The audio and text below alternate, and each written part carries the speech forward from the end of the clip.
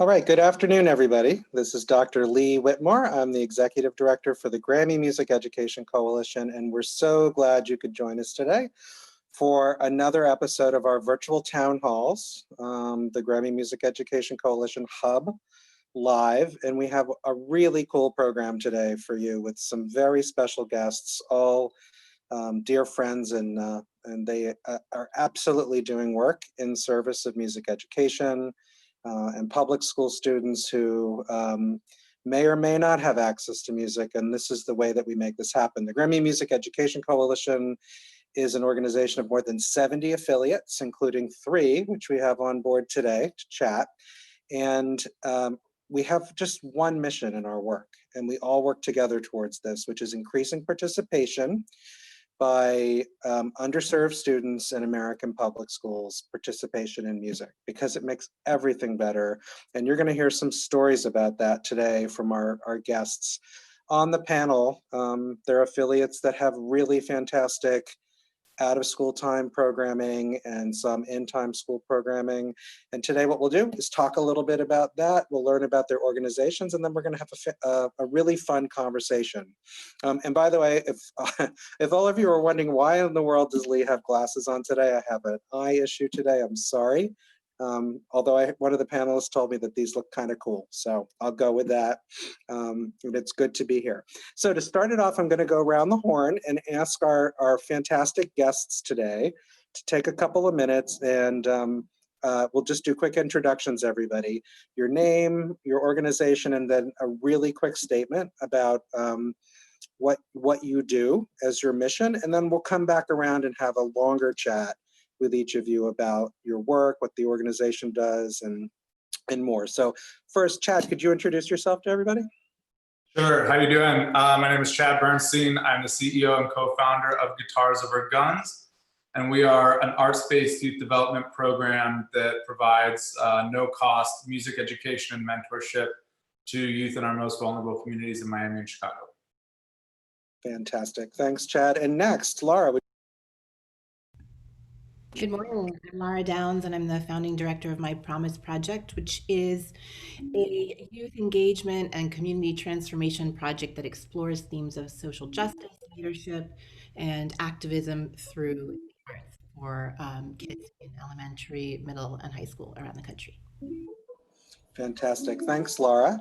And our third guest today is a dear friend, Michelle Edgar from Music Unites. Michelle, please introduce yourself. I'm Michelle, I'm the founder and executive director of Music Unites. Our mission is to fund after-school music education programs. We build Music Unites academies in inner city public schools. We also take kids on this musicversity journey to teach them about, all the different careers in the music business and provide them once in a lifetime opportunities to perform and interact with industry leaders and artists. Fantastic. Thank you all so very much. Now, as is our custom when I'm host of our events on Wednesdays, the next thing we're going to do, and so here's the focus today for the conversation, everybody, just to reiterate. Oh, and by the way, if you're watching on Facebook or YouTube, there are chat rooms there. Feel free as the session goes on to leave messages there. Our production team will find them and pass them into the chat in our presenters room, and we'll be able to address those as we go along. So I'm gonna stay in the same order, and remember the theme today is about what our affiliates in the Grammy Music Education Coalition are doing for students. And one of the things here is we've built up this series is, given the pandemic, giving teachers and students are learning, teaching from home, and we have new things to think about and challenges. The conversation today will also lead toward what's that look like? How are you working with students in and out of school, everybody? And then also, I know all of you have specific work that you're doing on a very relevant and important conversation that's happening around social justice in the United States today. So certainly in your remarks and conversation later, we'll want to focus on that as well. And I know you have great things to share. So Chad, I'm going to pass it back over to you. I'll mute for a little bit. We'd love to hear about what Guitars Over Guns is doing, the backstory, and what are the important things that the audience needs to know today about the work? Sure. Well, just a brief overview of the backstory. I was playing with a local band in Miami by the name of Swenelo, and it's a very kind of multicultural melting pot of Miami sound. And that band was asked to go into a juvenile detention center and work with a group of students that a friend of ours who was teaching was having a bit of trouble engaging. So it was kind of a career day type setting. And long story short, we failed miserably in trying to talk to them and tell them about the music industry and all these things. But ultimately, when we got the opportunity to play, the entire mood of the room changed. And these kids that were sitting kind of seemingly very disengaged started to interact and started with some head bobbing, and then a kid shouted something out from the back of the room that we flipped into a song.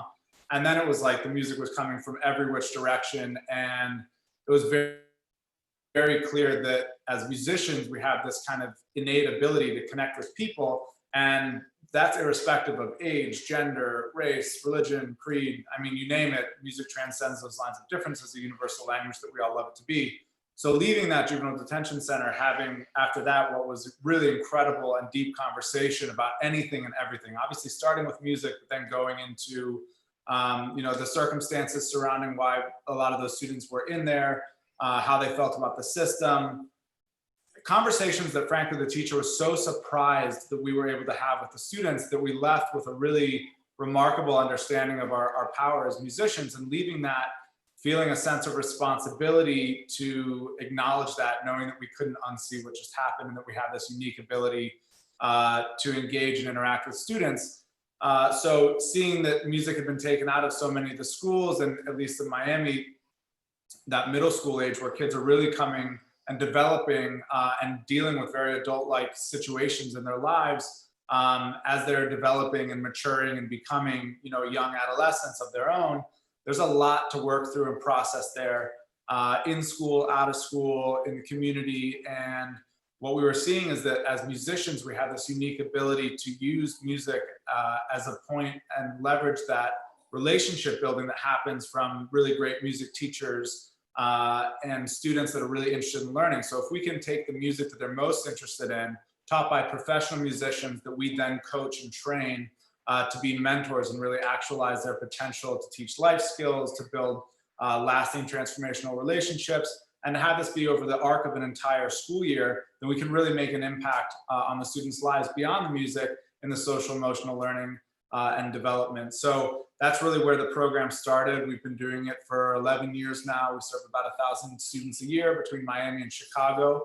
And it's been a really wild ride. And I don't know if we're going to get more into the kind of current events and what's been happening over the last several months, and certainly over the last month in particular, but happy to leave it there or continue talking about that, whatever's more relevantly. Thanks so much, Chad, for joining in. Lee had a little bit of a medical emergency, so I'm jumping in and just sort of helping steer things as we do this today. My name is Ryan Zellner. I'm the Strategic Programs Director for the Grammy Music Education Coalition, and very familiar with Guitars Over Guns and their great work in both Miami and Chicago. And we actually have one of your former team members on our team now, Sarah Robinson. So we're excited about that. Laura, let's go to you. Yeah, hi.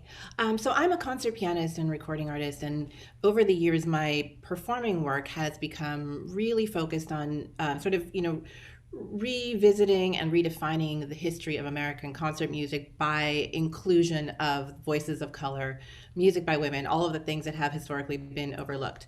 So as this kind of focus to my own work strengthened, I put out an album in 2016 called America Again, which was inspired by Langston Hughes. And the night after the election, I found myself in Louisville, Kentucky. I'm based in California. I flew overnight to Louisville and really found, this community in crisis. There was just this tremendous division and sense of struggle. And so this project that I had begun to investigate just sort of was born that week in a residency that I was doing in the public schools in Louisville. It's called My Promise Project, and it's inspired originally by a poem from Rita Dove, who's our former US Poet Laureate. And the line from the poem is, "I gave my promise to the world, and the world followed me here." And so we drill down on this idea of, the promise that we each hold within us as artists, as human beings. What is the thing that we can identify that becomes our way through the world and our gift to our communities and our leadership and our ability to grow and thrive and connect as humans. And so that's just the question that is asked to young people. And our pathway to that question is through music that connects with their experience, often music that kind of opens up the eyes of kids who don't have prior experience with what we call classical music, concert music, and that can give them an awareness of the breadth of it, the richness of it, the diversity of it. Sorry, there's so much to say, and we don't have that much time. I'm going to share a video that comes from that first week in Louisville, and just sort of gave rise to the project. And over the last 4 years, I've been bringing this program to, so many communities: Chicago, DC, New York, several places in Texas. Really diverse communities and really diverse groups of kids in age, in background, and levels of access, and have just found this incredible power in framing that question and giving them this access. And as Chad said too, finding this ability to start conversations that really surprise teachers, giving this, it's kind of a different platform on which to investigate questions of race, of history, really vulnerable places for kids to communicate. So one of my goals over the last years has been to find a way to create continuity for the program, because as a touring artist, I'll be in Chicago for 2 days, I'll be in DC for 4 days, and then I don't get to sort of grow and expand with the kids. So I had wanted to bring the program online. In March, my entire touring schedule got shut down, and so I decided that this was the time, especially in light of the crisis that we're all facing, all of these kids who are living through a really traumatic time and living through it in a very isolated way. So I've been, over the last months, translating the program, and we're going to launch next week, July 6th. The program is open to kids age 12 to 18. It's free. We'll be meeting every week in Zoom workshops. And the theme that has developed, I just put out an album in April called Some of These Days, which is a collection of freedom songs and protest songs. And so, looking at this time in our history and thinking about, what the voice of the next generation needs to be centered on, we're going to start with those songs as prompts, specifically the songs We Shall Overcome and Hold On, which is also known as Keep Your Eyes on the Prize. And really, I'm calling this a creative campus. So we'll be meeting with the kids, investigating the history and the relevance and the trajectory of these songs and how they've traveled through different social movements in our history, and just asking them to create through whatever artistic medium they want: music, dance, theater, visual arts, their responses, their reflections, and kind of their ideas of, what their roles as leaders of the next generation can be. Thank you so much. It's one of those things that, often we don't think of in music, right? Is the idea of it really connecting to a social platform or social justice. And when you think back in our period of time, the most, invigorating and sort of turmoil type periods in our country's history leads to some of the most creative work. And this really gives us a chance to really hear our students and to listen to them and tap into the social emotional learning and social activism that all needs to happen within the classrooms today. And I'm sure our watchers and viewers would love to have some more info about your program, maybe where they could find it. Is there a website they can go to?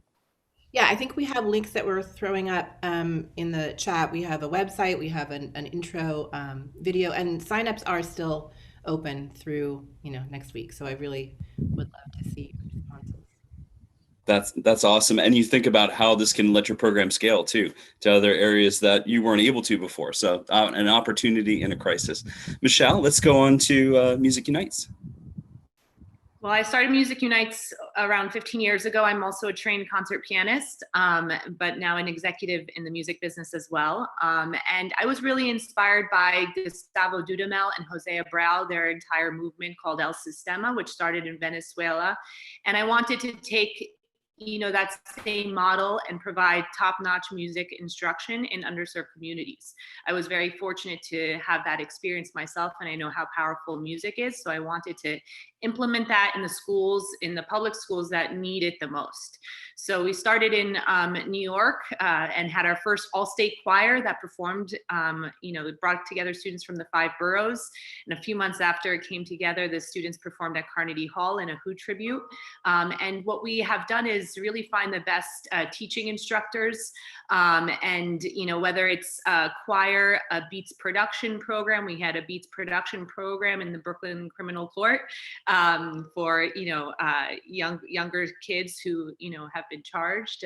So it was really a powerful vehicle to see the transformation and the healing power of music. And then we had an orchestra we started in Compton at Centennial High. So currently we have programs across New York, Chicago, and Los Angeles. I have a deep relationship with the Compton Unified School District that I've been working with over 10 years now. And we are building out the actual Music Unites Academies, where we commit to refurbishing, repainting, providing teaching instruction, as well as instruments to the schools. So you could go to Kelly Elementary and see the school that has been painted with our stamp of approval, and Centennial and Bunch Middle are the 2 other Music Unites Academies in progress. And it's not just finding the right teaching instruction, but also having the right support from the principals and school districts who really want to prioritize music education. I think that's a very important element. And what we like to do is teach kids about the business and all the avenues, and leading mentors as well as artists to provide them with once-in-a-lifetime opportunities. And that's through our music Versity programs. So it's been an incredible journey, Music Versity. We've brought students to work with Swiss Beats in the studio, to Spotify, to Google in Venice, as well as have the students perform on the premiere of Annie on the red carpet. So it's been really an incredible journey. And I think right now we've had some pivotal moments with adjusting and pivoting with our programs. Obviously after March, we had to stop.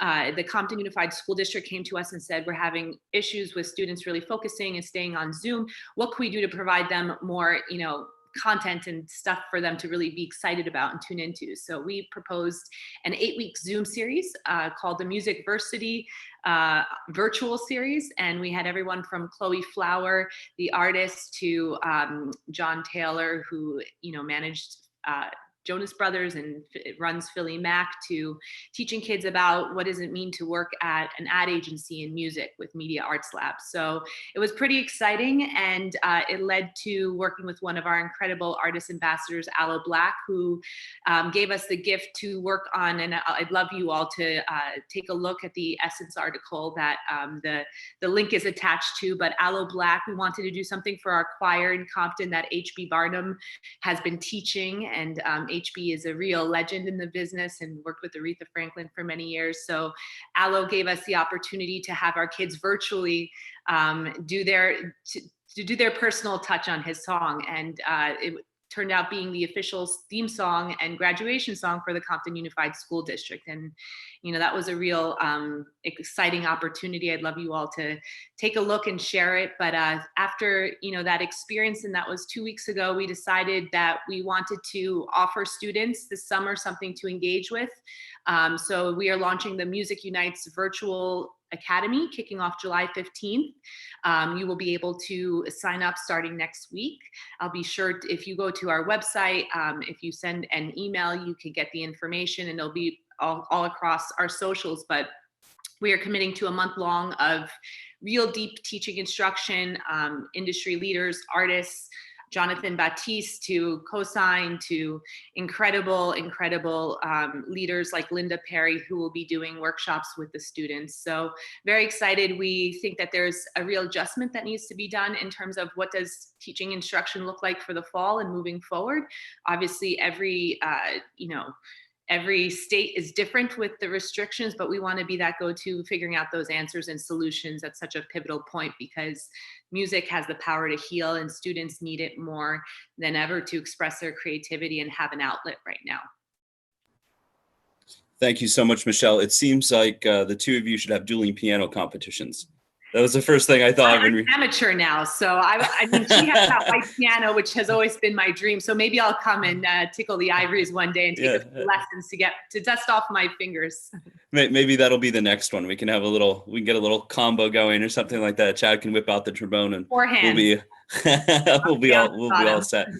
One of the things that I find really interesting is that more than ever, it seems that groups are coming together, and by groups meaning larger groups. For a long time, the music education community, at least from my viewpoint, was sort of insular, right? There was a lot of work that was going on within teachers and this sort of traditional music of band, choir, and orchestra that were out. And now the number of resources that are being provided by your organizations to students for free of charge for a period of time, bringing in big artists, you really feel the sense of community coming together and this group coming together and pulling together probably like never before. And I think as we look to the next generation of the fall, what I'd love to get into a little bit, and we'll sort of go back in that same order and start over Chad, but some of you addressed this a little bit already with some of the virtual programming you're doing. What are you thinking about for the fall? Is there a different approach? Are you going into this more of this virtual space? But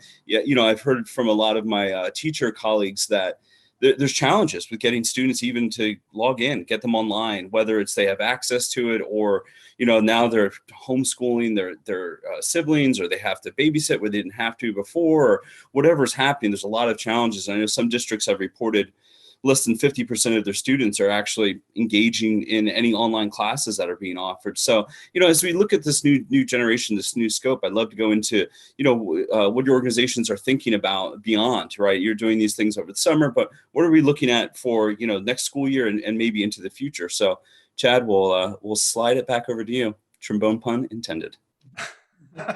Terrible.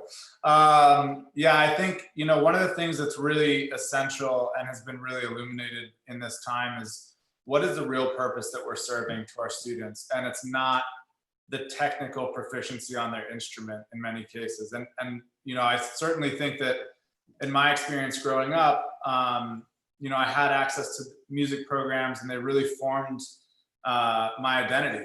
It was kind of my gateway to dignity through whatever challenges I had as a kid. And when I think about what that really was, part of that was about the instrument, but part of that was about having this sense of belonging to something. And really what we look at in our program is how effective can we deliver on creating that safe space for children to explore their voice and to take healthy chances and really have a place where they can be themselves, even if it's just for that moment in any, part of any day, where you're not constantly trying to fit into some other narrative that the community has about you, that a teacher, fellow student or whatever. You're not trying to be anything other than who you are. And the space to explore that is really, really crucial.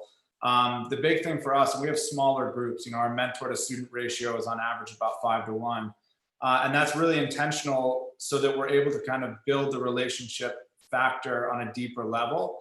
And right now we've seen that really be a crucial part of our programming, and we're watching kids, what you mentioned about the retention rates for school and engagement in school. We have wonderful relationships with our schools, and our schools are now asking, hey, can we help usher kids more into the academic side of what's going on? Because our retention numbers were a lot higher. And so we were able to kind of leverage our partnership there and really look at what role do we play in the community. And a lot of times for us, for our community-based organizations, we may be that kind of connective tissue between students and access or opportunities that exist because we have that trust that is kind of hard to build otherwise. And I think about one of the things that we started and piloted at the beginning of this year that's been a long time coming is a mental health program. And if you told me when we started out as Guitars Over Guns, in 10 years you'd have a mental health program, I wouldn't have necessarily believed you or thought that was coming from anywhere. But when we think about what we're invited into in our kids' world, particularly in this time where we're teaching kids and many of them are learning from home, not all of our kids are being quarantined into healthy situations. And that's a very real situation. And, it's not enough just to say, well, our retention isn't, what we want it to be, and so let's leave it there. No, we have to be really hyper focused on the kids that aren't connecting, because it means they either don't have access, they either don't have a device, they may not have internet connectivity, they may be dealing with other challenges with food security, maybe they have one device in the family, but they have 3 siblings that are all sharing it. And so unless we're really digging down and getting to the bottoms of these things, we're not really having the impact that we want to. Now, when the fall comes back around, how do we take all that same depth of care and really investment into our kids' lives and look at the holistic picture of who our kids are and what we do as a service to them, what function we play in their world? And I don't think we want to lose that at all. I think we want to double down on those things, because if you can get that right, then the music comes, at such a more efficient, in so much more of an efficient way. So that's really what we're thinking about when we come back to school, because we're not sure if it's going to be virtual or in person, or after school programs are going to be delivered. But we've been doing it virtually. We moved 100% virtual when all this happened, and it's been, it's been different, but it's been effective at that. So. Yeah, I think it's one of these things I keep thinking about in terms of education, in the sense of it's really becoming, and as much as I know these are buzz terms, but like the really idea of student-centered individual needs that have to, this blanket statement of standardized testing and all these things that should work for everyone, but in reality it doesn't, right? So it comes down to what are those essential needs of the students. And many times, and when I've talked to other music educators, it's not necessarily how you're approaching things, it's what you're trying to get out of your students. The music elements or creativity, they're always the same, regardless if they're going to be in like a marching band or a concert band or things.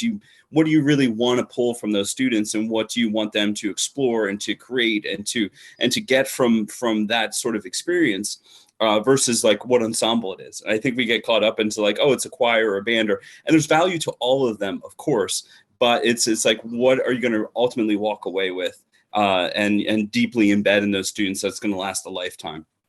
Let's keep in the same order. So let's go to Laura next. Yeah, thank you. Well, what I love about this opportunity, to take all of these programs into a virtual space, is the expanded definition of community, and classroom.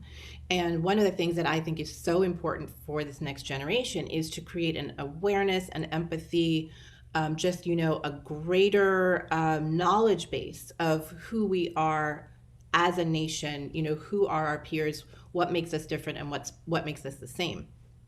When I start this exercise with kids, when I ask this question, what is your promise to the world? I always start with my own, which is, my promise is that I have a talent as a musician, but how do I apply that talent? It's to telling stories and finding the places that I can use music to connect people to other people's stories. And so I feel like, this opportunity to bring together kids from radically different backgrounds in radically different parts of the country at this moment, when what we're dealing with as a country is a lack of understanding and a lack of common experience, is just this huge window into, a better way forward. So when I look forward into the fall, as an artist, I think that in all areas of everything, what we're looking at probably is some, combination of physical and virtual experience.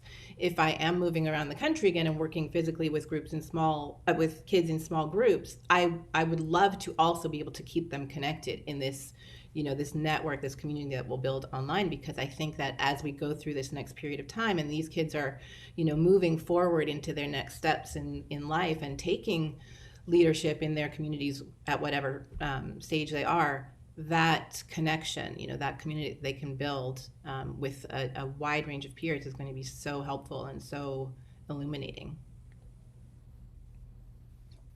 Thank you so much. And, it strikes me as, and I don't want to necessarily go off in this direction, but many times it's this idea of you have the in-school music programs and you have the out-of-school music programs. And I liked your framing on it, that it's really about this, and Chad mentioned it as well, it's community-based and how schools are going to going to maybe continually rely on programs like yours even more to help reach the students and integrate. And I think it's going to be interesting to see what the future holds for many of these organizations, in a sense of like, what's the real integration look like, and realizing a new importance to engaging the students beyond the school day and engaging them through different mediums. So I think it's something for everybody to think about that intersects with any local programs. I know when we look at, whether it's Los Angeles or New York or Miami, I mean, there's a lot of organizations that support the community and support the schools. So as they tap into that, I encourage them for the teachers that are out there, or the parents, or whoever, is to really look at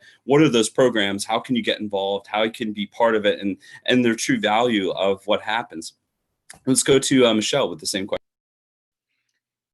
We have approached, with doing the 8-week Zoom series. It was a really custom group of around 40 kids. So we saw the personal growth of those students. And I think what was really exciting to see was their progress, and also the completion of certain tasks and projects. They had to read about each, speaker, come up with their questions in advance. And then we had special select projects like creating a PSA on how they experience what COVID and these, times have meant to them, and how how it has shaped their life for the better, and just an outlet to express themselves. And I think we're taking that same instruction. We want to really scale up with this summer academy program. We want to really reach students and schools and potential partners from other, nonprofits across the nation, and really use the information and data to see what is going to be needed to then look at the fall programming. I think what's essential is, we're going to definitely be offering the schools that we have existing programs, individual one-on-one type Zoom sessions, as well as these music versities and, larger discussions. So I think it's going to be a hybrid of what we're going to be offering. But I think the value of having guitar one-on-one, I think it's going to be a little bit harder with the larger groups, whether it's a choir, but still with the kids who are in our choirs, like offering them experiences where they can compose or work with artists or industry leaders to craft something in the interim through this virtual world, sort of like what we did with Aloe Black, and the choir being able to still perform in their own way virtually to create this composition. So I think, we want to have some of those projects because it allows students to really engage and then be proud of something that they can continuously just return to and look to. And that's what I loved, about what you mentioned about this community of the students connecting and having, being able to virtually meet. And we have a real opportunity. We're only in 3 cities for Music Unites to scale across the country right now by offering free programming for a month long. So that's what's really exciting for us as an organization. And we're working with, great partners like the Grammy Coalition, VH1 Save the Music, to really figure out the best way to offer this one-on-one versus after school, in the individual communities as well. So I think it's an ever-changing, I spoke to the head of Compton School District Partnerships yesterday, Jeff Harris. I said, what is the status? And we still don't know. So I think we're going to have to be nimble and, take our findings and adjust quickly. So I think also, partners and people who can offer technology and resources to the students, I think that's essential. We've offered, a lot of students don't even have computers, and thanks to Apple, they donated to the Compton's, district a bunch of computers already, but they need more and more, the students there. That's just certain schools, but there are definitely other resources that students need. And as you said, we offered all our students in this program who returned several times, we gave them beautiful sneakers to take them on their new journey, and backpacks and things to really, give them something to really look forward to and have, hope and inspiration on their journey. And a few of the students have already become our high school interns now at Music Unite. So I hope that, we can continue inspiring and find great partners, because I think all these amazing nonprofits here with us, we all have different areas of expertise, but together we can grow and scale much bigger than we could do it on our own. So I'm excited about seeing great like-minded people come together to really get behind what needs to be done, because there's a lot of work right now. Thank you, Michelle. And I think there's 2 things that really stuck out for me there. One is being nimble, right? Is that the nonprofits and community-based organizations have the luxury, even though they're much smaller than a school system, they can react faster many times to situations, and they can be more nimble in this process. As we know, the school systems are often, and the larger the school systems are often slower to react or slower to move, even though they try their best. They're big organizations, right? As we get into it. And also what can these groups do together? I think it's really important. As I've been to many cities and worked with different organizations, many times it becomes about co-opetition. Who's fighting for what money from what people to do what project, rather than in maybe not necessarily in lieu of, it's not really the right phrase, but in the sense of what our overarching impact could be. Like, what can we do better together than we can apart? And I think those things really stick out to me as being the benefits of being this community-based organization in this type of system, and how they can all work together. So really fantastic comments. For those of you that are joining us on Facebook or on YouTube, please make sure you can ask any questions you want. I know we're talking about these awesome organizations and about their changes and responses and things that they have available right now to all students throughout. But if you have any questions, I mean, one of the things that come up, and this may be a curveball for you all, but one of the things that comes up to me is always fascinating, and just being around a lot of nonprofit leaders, I think people look at you and say, wow, they built this, they did this, I don't know even how to start. Right. And you look at the organization as where it is now, with X number of employees and Y number of students that you're reaching in Z number of cities. But it all starts with something. You were all motivated by something. And I think many people, whether it's students or teachers or just people in the community, that you can make an impact within that community. All right. And I think a lot of people have an idea. They're like, I want to do something. And what I'd love to take a couple minutes and explore, if you don't mind, is just how do we go from this idea of I'm going to do something to actually like doing something? Like, what's the genesis along the way in that space? So I think we'll just keep with the same order, if that's okay. And I know this may be a little different, but being around some great nonprofits like Little Kids Rock and working with them for years, and you kind of, when you're in the middle of it, you kind of see it all happening and see it all working. But I think on the outside, it's a little bit of a mystery to most people, and they do want to make an impact.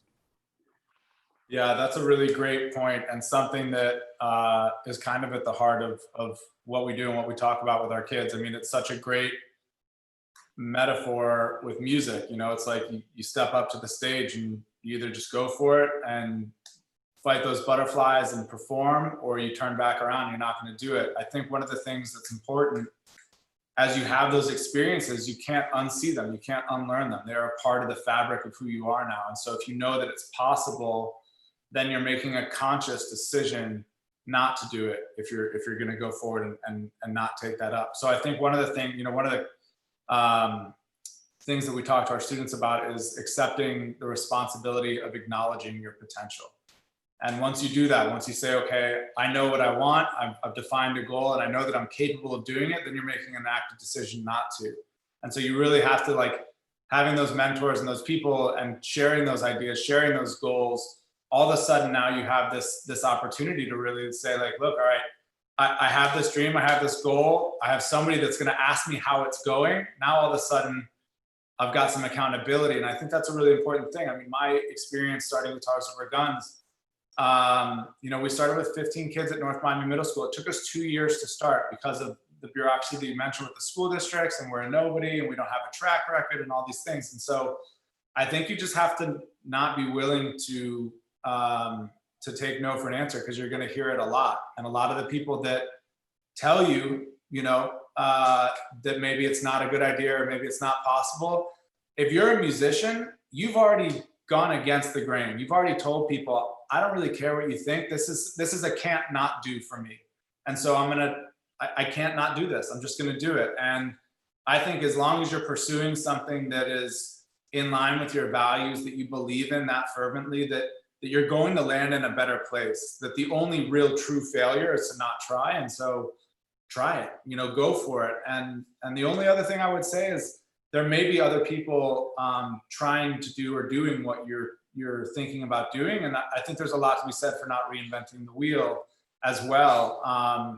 In our case, there wasn't anybody necessarily using contemporary music, popular music, as a vehicle for mentorship and transformation in that sense. And we were seeing a gap. And so I didn't really do the kind of due diligence that I would suggest somebody doing, you know, looking 10 years or 11, 12, 13 years back when we started this thing. But now at this point, you know, I think one of the things that we need to be careful of is like, who's in the space? Like, are you working from within community or are you working to community? And I think that's a really important thing. And so when we're thinking about some of the same things that Michelle's thinking about and Laura for the same concept, like where are we scaling, where are we taking this? And we're not coming in and saying, hey, I have the solution, I'm gonna fix it, but like, hey, how do I build with you?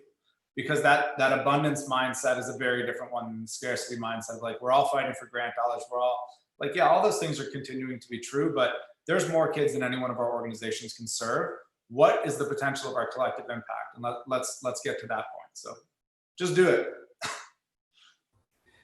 As Michael Jordan said, you miss 100% of the shots you don't take, right? As you get into it. I think one of the other ideas of being in the space is people are always willingly, openly sharing ideas, right? There's not many nonprofit leaders. I think you can email them, you can call them and say, I just want to pick your brain for a couple minutes. Can you spare 20 minutes? This is what I'm thinking about doing.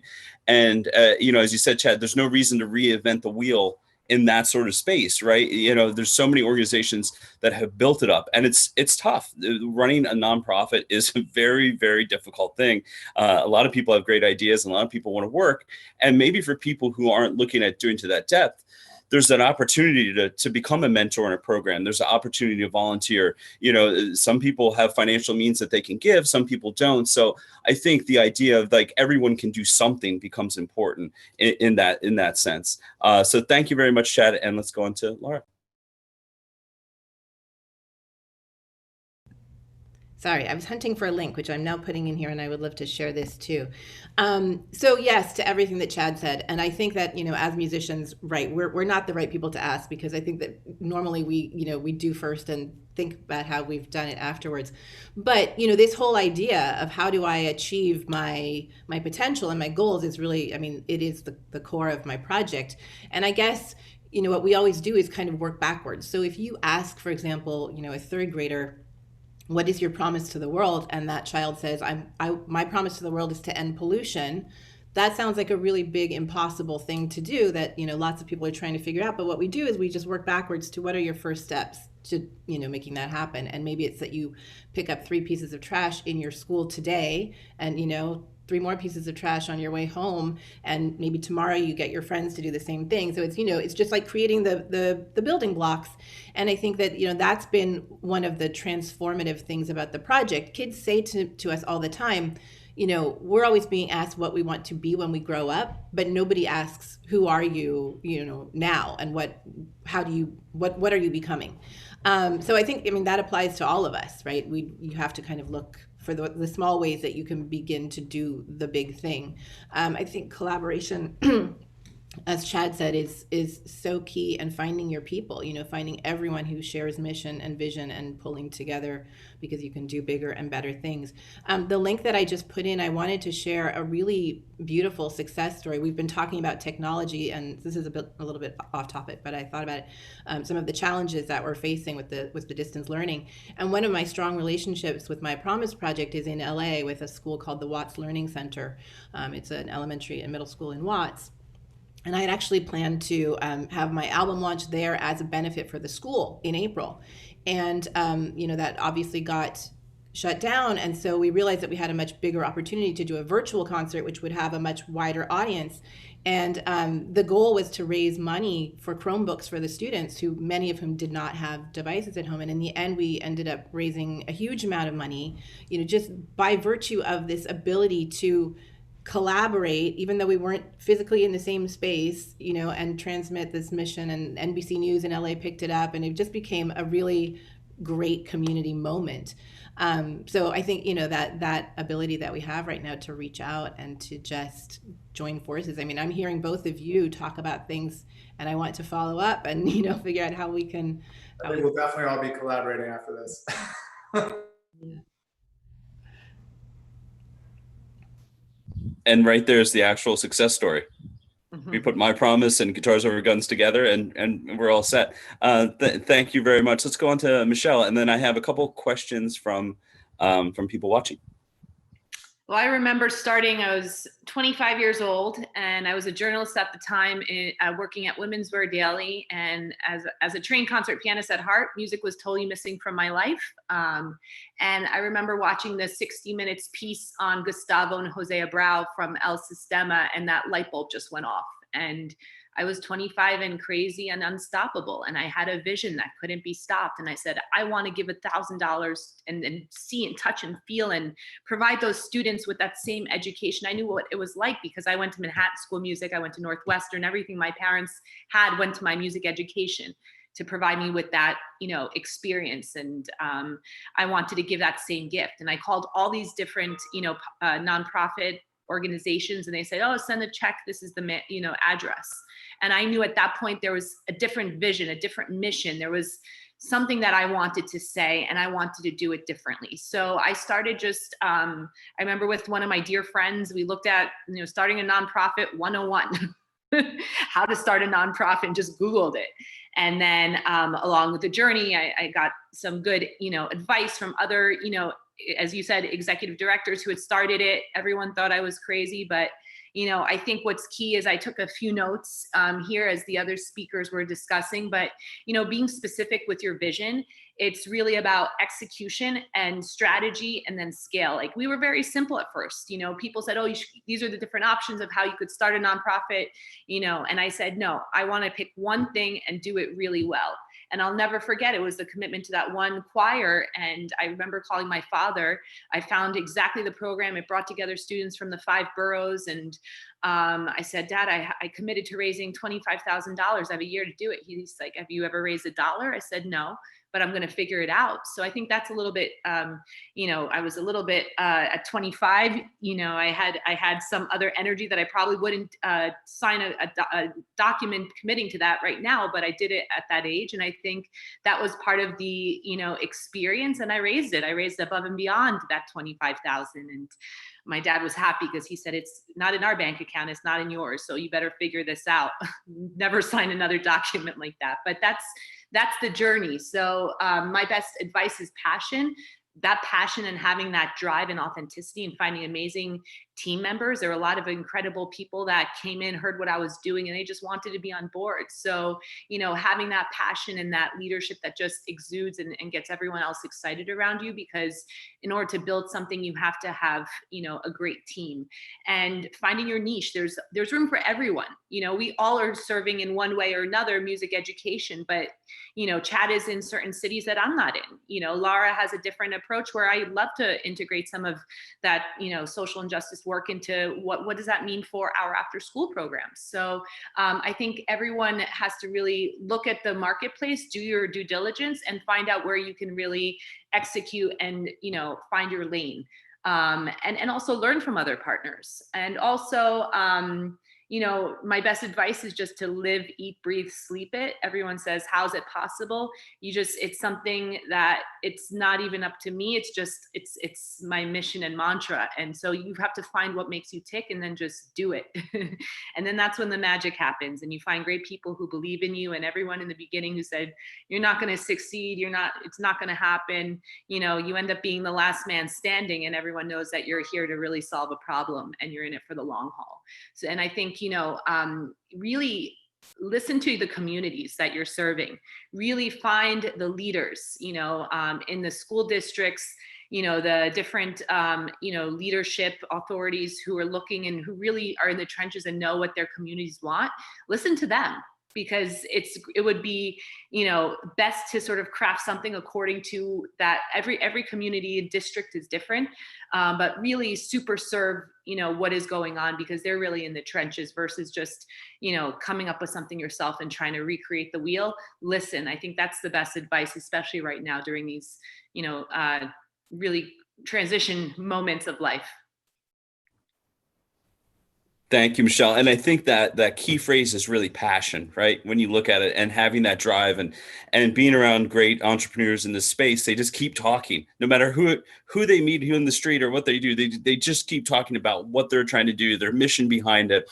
And you touched on one of these points, is that you set yourself up with a pretty big obstacle early on. I'm going to raise this $25,000 at 25 years old, $1,000 for every year you've been alive.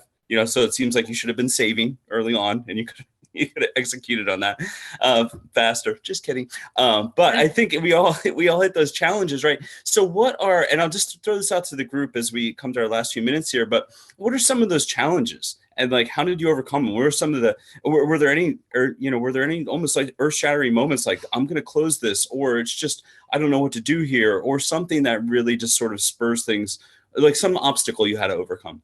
I'd love to share, because I think fundraising is something key for us all. That's the breath, and that's what keeps our business sustainable and allows us to do the work we need to do. So, I think learning and sharing, because there are different, ways of fundraising, whether it's corporate, whether it's individual, private donors, foundational grants. I think that's something that's key, and having great mentors and people to share that wisdom and ask and be vulnerable when you don't know how to approach a corporation for, a grant, or fill out that, foundational grant. I think, fundraising is essential, and it's, the hub of what allows us to scale and do good work and keep our organization sustained.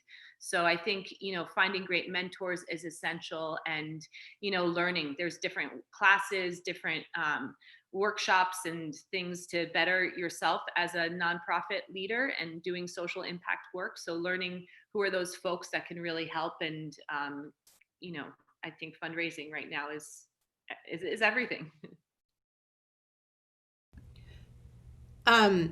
I guess I would say that right now, my program is in a bit of a transition, because I'm sort of changing who my partners are. Until now, my partners have been in the world of presenting organizations, performing arts presenting organizations, and that's been my pathway into schools and school districts.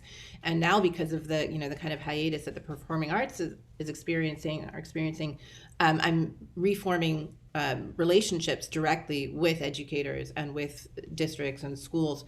And so it's it's a learning curve, and I think we're all in a transitional time when we're learning a lot of new things and making a lot of new partners. But I feel like this is such a great time to make new partners, and we're all trying to figure things out together. So I think it's a moment when so much growth can happen. Yeah, for us, and the fundraising thing is for real. I mean, I think it's, so many people lead with passion, and you have to have passion to sustain, but you also need money. Somebody told me once, no money, no mission. And at a certain point, you really do. I mean, you really do need that. And it doesn't need to be at the expense of quality or authenticity. And I think that's really the big thing. And the other big thing for us is listening. I mean, right now we're in a really, unprecedented time in so many ways, where we're dealing with kind of front street for the social injustices that are harbored in institutions and in systems in our country. And I think for the first time, as daunting and as horrific as it is to see these realities play out on our news feeds, it's important to remember that these are moments that are captured, that have been going on for far too long. And when we're listening to what our communities need and what our students need, it's representation, it's voice, it's making sure that voices are represented, and in rooms where those voices aren't invited, that we're advocating, and that we're speaking honestly to the truths and the lived experiences of the, at least in our case, the students and the families in our programs. And many of the students and families, on our leadership teams and on our board, but we can do better there. And I mean, I think when we look at the field and where so much of the power is held, even with people with great intentions. I mean, if you look up at the makeup of this panel and so many of the other kind of leadership structures of higher institutions and all these things, I mean, we have a lot of work to do. And I think it's important to name it so we can fix it, and to be about it. I mean, talk is cheap. I think right now, I'm so inspired, but all 50 states have come out into the streets and protest. We're seeing unprecedented support for what should be human basic rights that we don't even have to advocate for. But now is an important time, and it's an important time to sustain ourselves in the work and continue to be values driven, to listen, and to really put our actions and our money where our mouth is. I think there's two really important points that stuck out to me. As one is, you can do better, right? We can do better as a group. And I think that no matter how hard you're working or whatever, and I know that everyone can work to make that change, right? No matter how small it is. And one of the questions we got, and we won't go into it, but I'll state it as it goes out, is just basically, what can the average person do? Well, they can do a lot within the school system. And it's about reaching out. It's about, if it's a music education, reaching out to the music teacher and seeing what they need, reaching out to the organizations that are working in school and out of school programs. Just say, hey, do you need a volunteer? Do you need somebody? There's always something for someone to do. And collectively, that's what really makes a difference. And when we all work together to make that impact. And many people think that the dollars are extremely important, because obviously no money, no mission. And that's a real thing. But when we work together, we build that importance of what it is, and we understand it, and it becomes less of a fight about government advocacy for music versus what you're doing in your community and what's important to you and how do we build that. But I think it's really important that we end on that, Chad, and just say, we can do better. Yeah, and if you're interested, we have, and I'm sure that there are a lot of resources out there. We've been really trying to compile some anti-racism resources and COVID-related resources for artists, some of which are probably a little bit out of date as some of those funding opportunities have dried up. But on our website, we have community resources and a ton of like how to educate yourself, how to take action, where you can donate, Black-owned businesses. All those things are really critical right now. And it's a level of consciousness and awareness that I think we can all challenge ourselves and each other to have, to make sure that we're representative of our entire communities.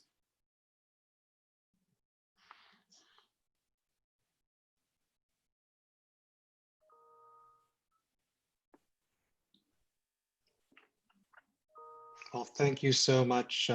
It's great to have everybody here. And Chad, that was a terrific ending to the conversation with Michelle and with Lara.